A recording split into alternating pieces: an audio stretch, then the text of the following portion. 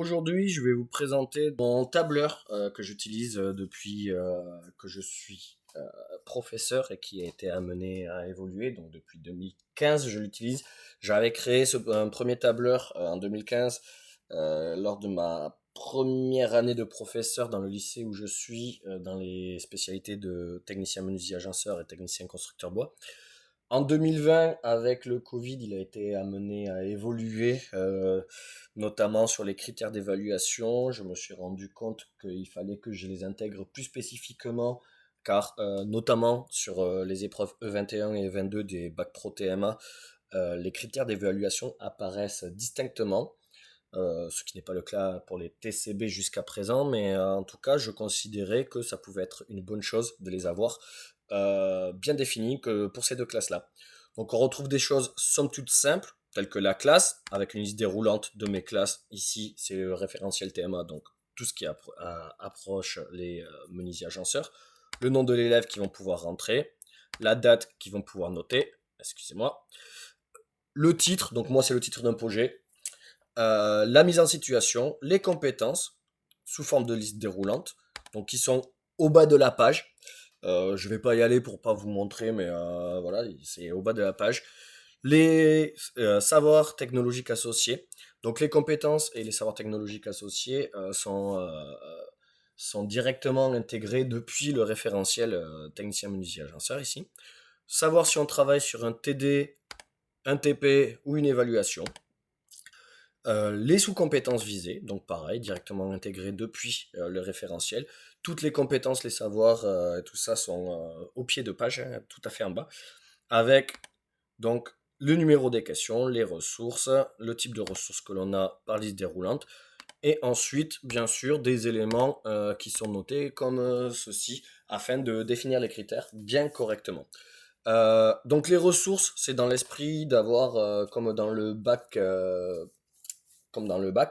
c'est-à-dire d'avoir, vous devez vous référer au dossier technique page temps, ou vous devez vous référer au dossier ressources page temps.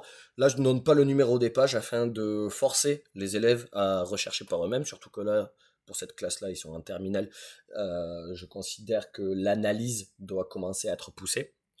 Euh, donc, au niveau des compétences, par exemple, et des critères d'évaluation, surtout, vous voyez que là, on peut rentrer ce que l'on veut, sachant que là, on est en terminale, j'estime que tout doit être parfait sur la colonne de droite, qui va être la colonne la mieux notée, et la colonne de gauche, la 1, c'est la moins bien notée.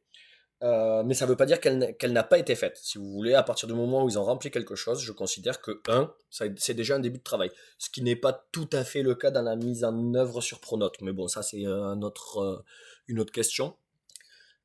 Là, au niveau des résultats, possibilité également de noter directement par liste déroulante, hein. Là, si vous dites 2,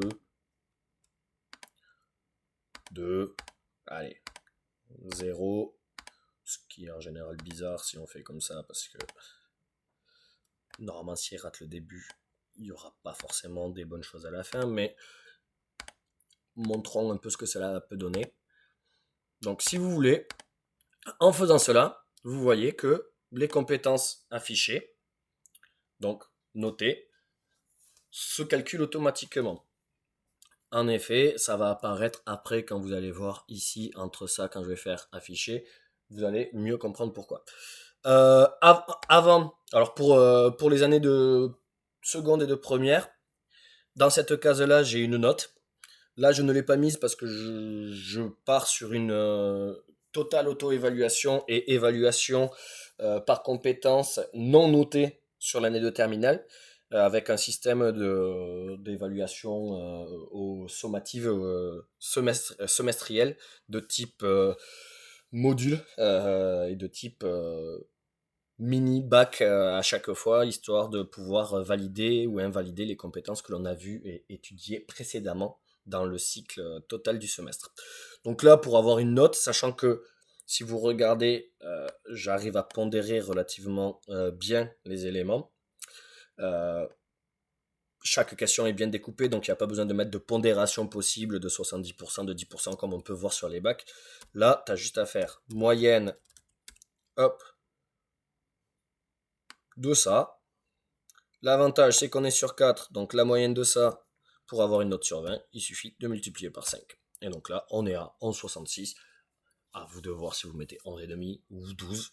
Personnellement, on n'est pas en bac, donc plus ça se rapproche du 0,5, plus ça va vers le 0,5, je n'arrondis pas forcément au point supérieur. Là, pour vous montrer comment ça se calcule, hop, je vais faire juste clic droit, afficher. Donc si vous regardez ici, vous avez toutes les compétences qui sont notées ici, c'est 1.1, c'est 1.12, c'est 1.13, etc. Avec chaque élément. Donc, afin de vous montrer comment cela fonctionne, il suffit ici de cliquer là-dessus pour voir que c'est la moyenne de ces éléments-là. Il faut savoir que là, j'ai réduit ici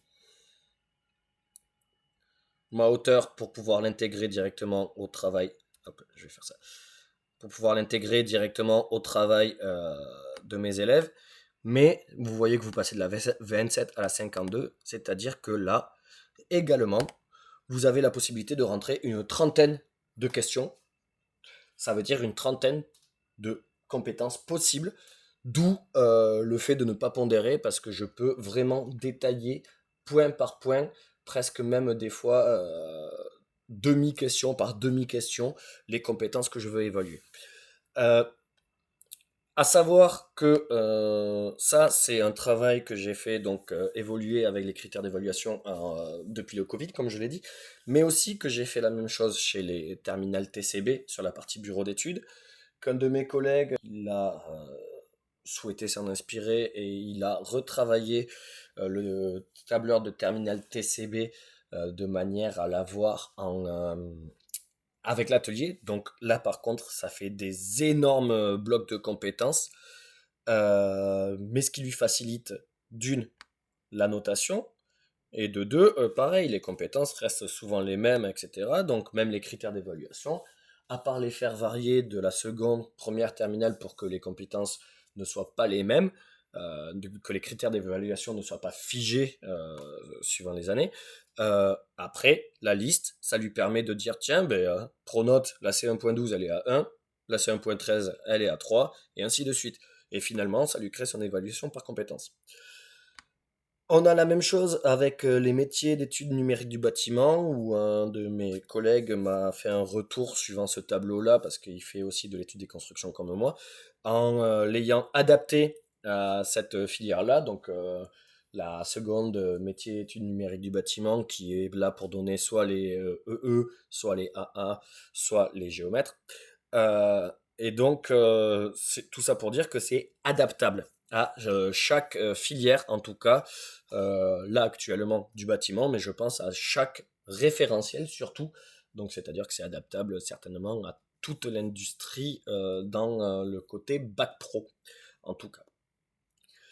Je profite de cela pour vous dire que je peux, si vous le souhaitez, vous remettre ce tableur-là, afin que vous puissiez le mettre en ordre avec votre référentiel et pourquoi pas avoir un retour derrière dans un esprit d'échange de bons procédés, d'échange de savoir-faire, de savoir technique et peut-être que vous l'utiliserez, peut-être que vous ne l'utiliserez pas.